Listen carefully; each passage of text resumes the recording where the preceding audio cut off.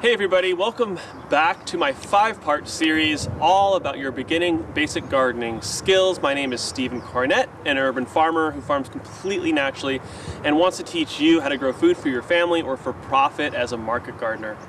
Today's 5th installment of this series is going to be about irrigation, and I'm going to show you 2 different ways to set up simple gardening irrigation that's going to be cheap and very efficient on your watering bill. All of my drip irrigation I buy from dripdepot.com. They're just a fantastic company to work with, great prices, the quality is excellent. I've been using them for the last 3.5 years and I have 0 complaints about them or their products. If you want to buy any drip parts or tools, I highly recommend them, and I have a link down in the description that if you click through that and buy through them, it's an affiliate link that gives me a small kickback. So that's just a great way that you can support the channel, getting something that you need and at no cost to you. So I really appreciate you guys using the link, and I know that you're going to be super happy with their service as well. And if you missed any of the other 5 parts of the gardening series or any of the live streams that happened later in the day where I answer all of your questions for 1 hour, I put all the links down in the description so you can check those out. And I have a lot of other irrigation videos that I've made over the last few years that should really help you if you want to build a more complex irrigation system, a larger one, or even for a smaller system like using grow bags and things like that. And I'll put all those videos in the description as well. So let's get started. And first I'm just going to introduce you guys to a couple different types of irrigation systems and some different terms that you'll need to know moving forward. So we're going to talk about 3 different types of lines: poly lines, emitter or spaghetti line, and drip tape. Each one of these has their uses, advantages, and disadvantages, and I'll speak about each one. So the first one let's talk about is your main line, your poly line. So this and all these parts are made from a long-lasting UV resistant plastic. This is 1/2 inch. You can also buy 3/4 inch or 1 inch main line. For a small garden, you'll really only need a 1/2 inch. For a larger garden, let's say 500 square feet or more worth of lines, then I recommend a 3/4 inch main line. And on dripdepot.com, they have a irrigation calculator where you can put in the length of lines, the gallon per hour of the lines, your flow rate, pressure, all of those different things, and then it'll calculate how much line that you can do on the amount of pressure that you have. So I'll put those tools in the links in the description. So this is the tubing that's going to deliver your water from your valve or your hose faucet to your beds. Then from here, we deliver the water to the beds through either emitter line or drip tape. So here's an example of emitter line or spaghetti line. And for intensive gardening, I recommend every 6-inch emitters. So where this little bump is, this is where it releases the water, and they come out at different flow rates. I like the higher rates, so around 0.46 gallons per hour. So then every 6-inch you have one, so that when you do a real intensively planted garden, it's going to give plenty of water to your plants and your soil. And what's nice about these is that they're really small, so they're easy to maneuver and get around your plants, take in and out, and they don't get in the way when your seeds are germinating. One disadvantage to these though is that they get clogged fairly easily, especially if you have hard water. And I'll show you guys in this one irrigation bed that we're gonna fix today at my parents' place. These spaghetti lines are all, like most of them are clogged. And that's why we're gonna replace them, and we're gonna replace them with my special drip tape system that I used at my market garden, and I'm going to adapt it to a raised bed garden so that you guys can see that. And this is, I think, the best way to set up irrigation in terms of cost, reliability, and just even spread of water overall. But if you want something that's just ready to go, not complicated at all, I like these spaghetti lines. And I'm going to show you the spaghetti line setup and this more complex but better drip tape setup. So now we have drip tape, and drip tape is just like the emitter line, but as you can see, it looks like tape and it lays flat. It is a bit wider, so it can get in the way of things a little bit, But in general, it's really not bad at all. And like I said, I use this in a super productive market garden, and all farms use this stuff if they're not using overhead irrigation. So just like the emitter line, every 6 inches, there's a spot where the water will come out. These are way less prone to clogging. And I really don't have problems with these clogging ever because of the way that these work. Because these will, when you fill it up with water, this will expand into a tube. So it's much more difficult even for hard water to clog these, but hard water can eventually clog these up, but it's very cheap to replace these. And I like to use the thickest 15 mil plastic because those can handle a 15 psi pressure regulator. And the higher pressure allows more flow rate, more water coming out more quickly, so you don't have to leave the irrigation timer on, the valves on is long, and prevents clogging more. So let me show you the emitter line setup, and then we're gonna go and then we're gonna modify my parents' existing spaghetti line or emitter line setup and show you how I would do that. So at my parents' house, they have a more complex irrigation system where it's running off of this timer, and this runs to some electronic valves that are inside of this box, which I'm not gonna show you guys that. The best way for a home garden, I think, is to run everything off of a faucet. But these valves run out and over here. I tapped into the PVC that runs underneath the deck here, and then I attached the 1/2 inch line right here to that. So that's where I'm getting, when I turn that timer on, the water's flowing to this 1/2 inch. So for your home setup, just imagine this is going to a hose faucet. This 1/2 inch line's running here. Now I have a 1/4 inch line with no holes in it running to a on-off valve. I like to use the on-off valves instead of the transfer barb. A transfer barb is what connects the 1/4 inch to 1/4 inch. So that's what I'm using here. I'll pull it so you can see it. And with this, you can control pressure or completely turn off one of these lines. So it gives you a lot of control, and I really like that with the emitter lines. We'll just be replacing these with a drip tape setup. So that's one of the beds, and then you can see there's a T that comes off, another T here, and an on and off valve. And I like to have valves in between each section or plot so that if I want to, I can turn one of these off in case maybe the other bed's, it's too wet, but this bed needs water. That way I can run the single valve from the timer on and then have control over which beds are getting water. So this one runs all the way here. You can run the poly line above ground, which is great, or you can just throw, an inch or two of dirt if you want to keep it protected from the sun, but it lasts a long time in the sunlight. And then it's the same setup over here. That's an example of the transfer barb. And you punch into the 1/2 inch line with a couple different tools. So these lines are working perfectly. They're not clogged at all. So that's why we're gonna be leaving these alone. Now in these, you might be able to see that we're getting water at the beginning of the lines here, but then at the ends, it's completely dry and there's nothing coming out. We tried poking them with a knife to unclog them, but they're just completely clogged. So we just need to get rid of these and replace them. So now let's talk about your timers. I'm a big fan of the Orbit timers. I've had great success with them. They've worked for years off of the original batteries. It never failed on me. The valves never broke, and I've used 5 different ones over the last 3 years for my different valves, and I've been very happy with them. They could have a little bit more custom control, but for a home-based garden, they're just perfect.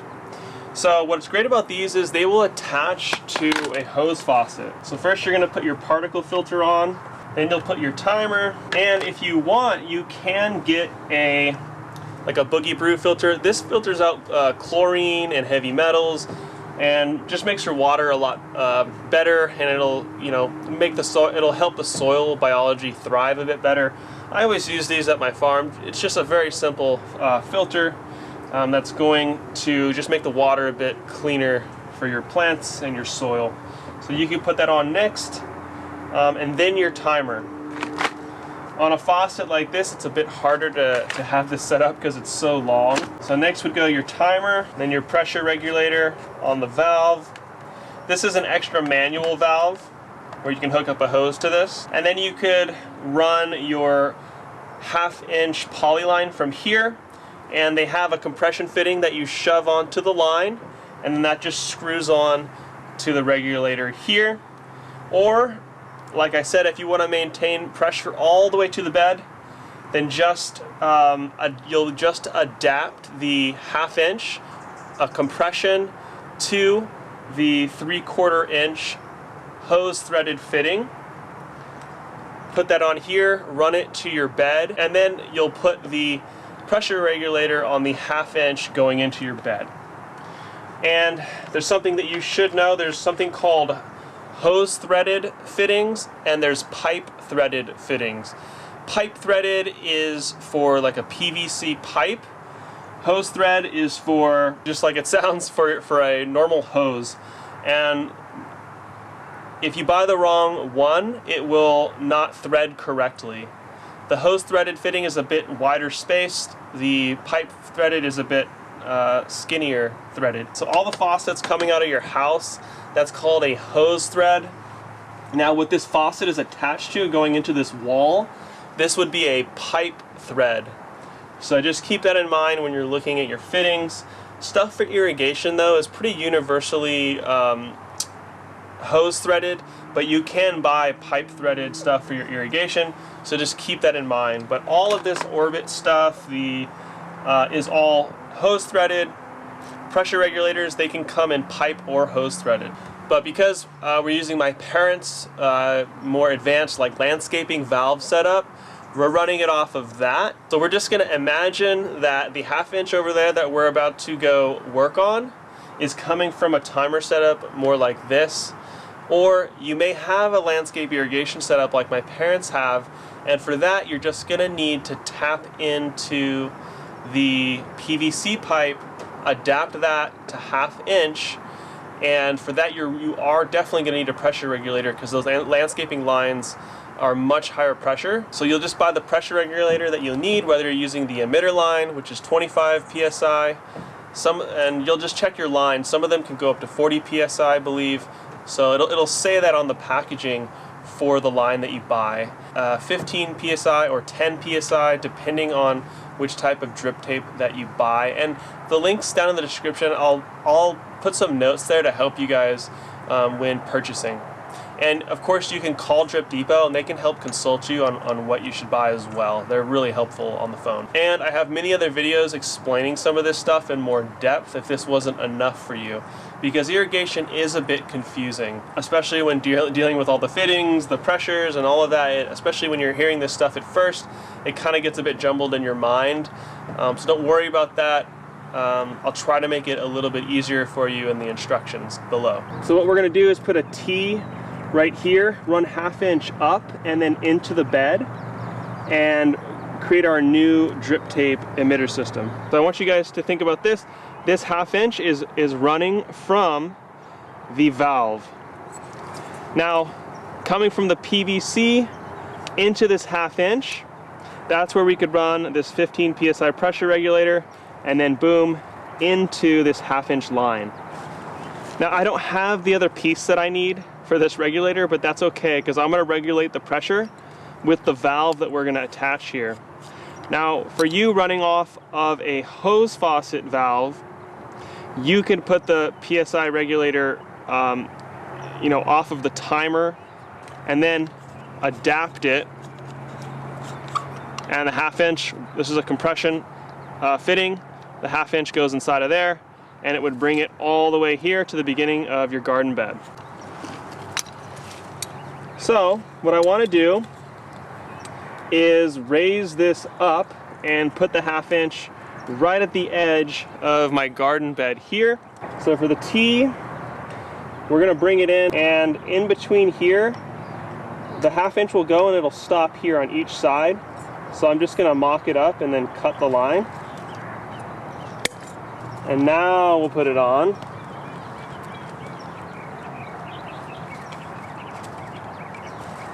And see, once I put it on that side, see how much room we have on there. And you could even put it on one side first and then cut this side to length. That'd be a really safe way to do it. So now we're ready to get the 1/2 inch up and into the bed. And 1/2 inch is super cheap. You can get 500 feet of this stuff for like 50 bucks. So now we'll put this in, and it's just like a bunch of Lego pieces. What we're gonna do now, we're gonna adapt my on and off valve system that I used in my market garden for a raised bed system. So we're gonna take this apart a little bit, and I'll put a link for the video of how to actually make these if you wanna do in-ground beds, but I'm gonna show you a better way to adapt these for a garden bed. So what I wanna have happen is have this 1/2 inch run completely flush with the back board here. So I know this 1/2 inch is gonna go inside about this much, and I want it to be pretty flush, so I'm gonna cut it right there.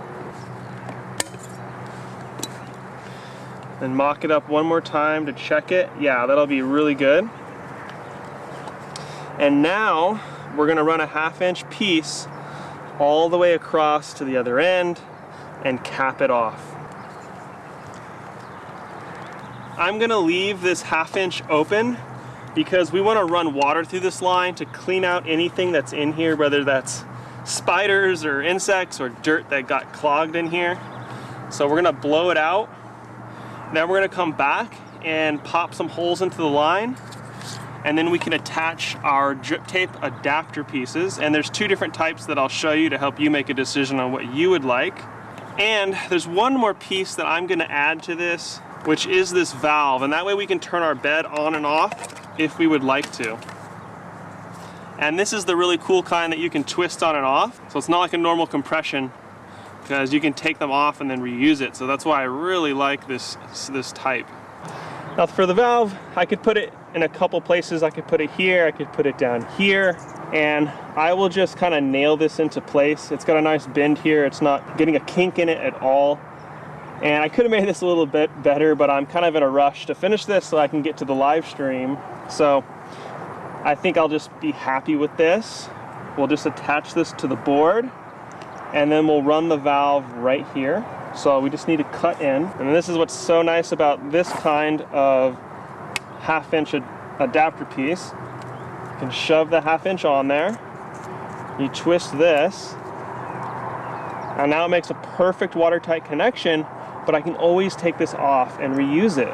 And you're probably seeing a bunch of dirt on here, and that's why we really need to blow the line out before we attach anything else. Because if we get any dirt in the drip tape, there's a high chance that it could clog. So if we take the precaution now and blow everything out at each step, you're way less likely to have any issues with clogging later on. Awesome, that looks great. And we just got a little creative there and just made it work. I could do this a lot cleaner, but this is gonna work great. So let's move on to the next step, punch our holes, and then we'll attach our drip tape. Almost done. So here are the tools that you use to punch into a 1/2 inch line. This is your most basic and cheap one where you shove it in and make the hole. This is my personal favorite, especially if you have to do a lot of lines, because you can just put the 1/2 inch in between here, you squeeze, and it makes a perfect hole. This is one that was given to me, but it's kind of nice because it has a knife so that you can cut the pipe. And then on this end, it has a punch. So you just press it down, and that punches the line and makes a hole so that you can put in your transfer barb. And then of course, I always keep my Felco pruners with me. I use these for everything around the garden. I highly recommend this brand of pruner. I've had these for 8 years, and I can cut irrigation with them. I can prune trees with them. I can thin out seedlings. Whatever I need to do, I use these pruners.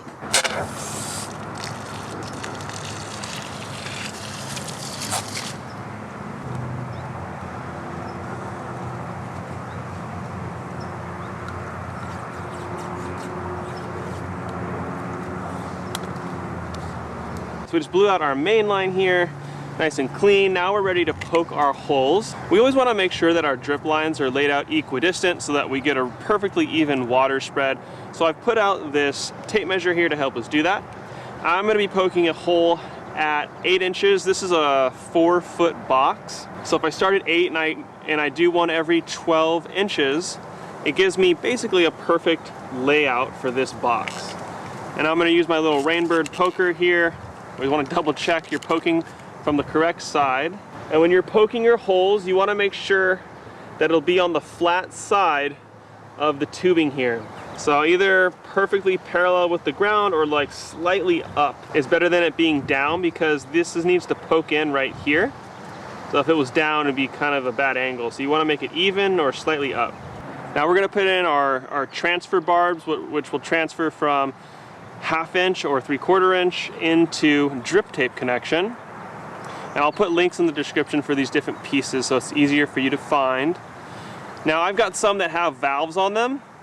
I only had 3 of them left, so one of them will be one that does not have a valve. This is how I ran all of mine at the farm, and I ran, just using one main valve. But for my parents' little garden bed here, I'll give them a little bit more control so that they can turn each individual line on and off, except for this one. Now all you gotta do is just push this end inside of the hose, and when it's completely in, it'll make a nice popping sound. Just like that. And as you're doing all this work, just be extra careful to keep dirt out of the line. But we are gonna blow these lines out one last time before we connect everything. So we'll get them perfectly clean. So all 4 are in. Now we just need to cut our drip tape to length, and we need to make another header piece that's going to match this one. So for making the header piece, I am just gonna line it right up here. And I want to make sure that I have enough length so that I can fold these over in order to tie them off. And if you check out my video on how to make these in mass for more of a market garden, larger size, you'll notice I have a whole process of how to do this, so it's really efficient and doesn't take as long. And then as I go, I'll just make sure that these holes stay lined up.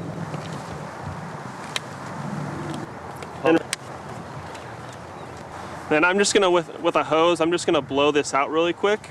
And then now we can tie this guy off. And I'll fold it back the opposite direction so I can have some more room. Okay, now I'm gonna go throw this at the other end and put some irrigation tees to hold it in place. And then we can measure out our drip tape and cut it to length.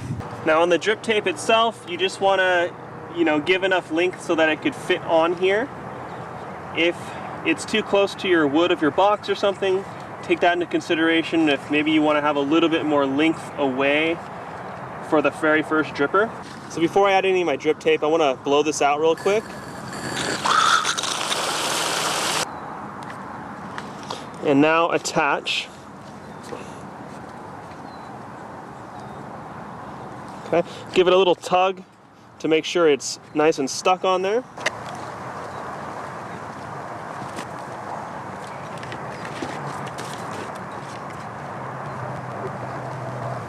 And then you want to make sure when you screw it on to completely unscrew before you screw it forward to make sure it's very tight, because these can blow off if the pressure is too high. So now I'm just going to trim these up and get them as tight as possible. And as drip tape gets older and expands and contracts, it will stretch a little bit. So you'll have to come back and trim them up occasionally.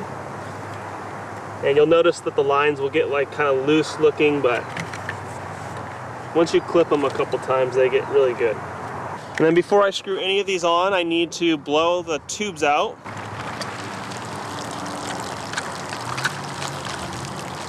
So I'm just matching it up. I'm pulling it past. I know that the tubing will go right basically to the edge of the green if these are completely unscrewed. You also want to make sure that there's not a emitter in the way. And then I just cut.